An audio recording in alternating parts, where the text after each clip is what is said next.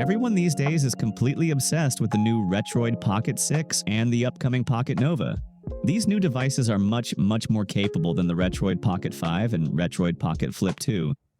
But I'm here to tell you that you are wrong about old Retroid devices. These previous gen handhelds might be a little older, but they are nowhere near being obsolete. In fact, for a lot of you watching this, buying the latest device is just going to be a massive waste of money. Let's talk about how not to spend more than you need. But before we start, I want to make something clear. Android handhelds are not suitable for playing heavier modern PC games. Yes, the expensive ones like the AYN Odin 3 will play games up to the Witcher 3 era nicely, but that is strictly with 720p low settings. So if you are looking for an Android device primarily for heavier PC games, I'll honestly say to skip these older ones and go straight for the Pocket 6 or better. Now that that's out of the way, let's start with the Retroid Pocket 5. Yes, the newer Pocket 6 is an absolute beast, but do you really need all that power? The Pocket 5 is powered by the Snapdragon 865 and comes with 12 GB RAM. That is more than enough to smoothly emulate PS2, GameCube, and Nintendo Wii.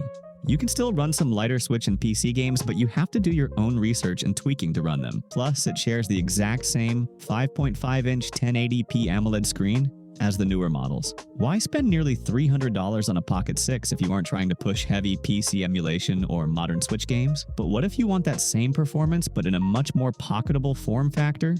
Internally, the Retroid Pocket Flip 2 is identical to the Pocket 5. Same 865 chip, that beautiful 5.5-inch AMOLED display, and the 5000 mAh battery.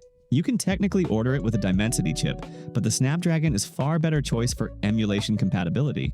Flip 2 is a clamshell, so the biggest pro is portability. Thanks to that design, the screen acts as its own built-in case. You can just throw it in your bag without worrying about scratching the screen. However, there are a few cons to keep in mind.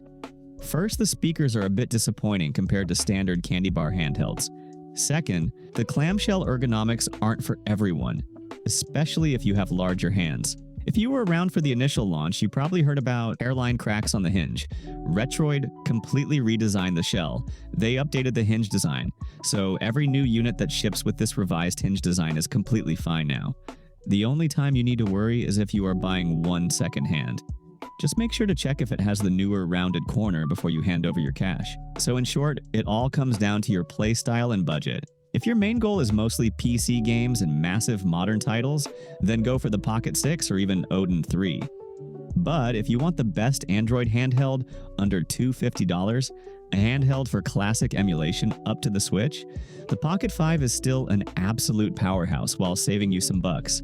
And if you commute, travel a lot, or just love that classic DS-style form factor, with the convenience of not needing a carrying case, the Flip 2 is the best budget clamshell on the market right now. Don't let the hype cycle trick you into buying more than you actually need.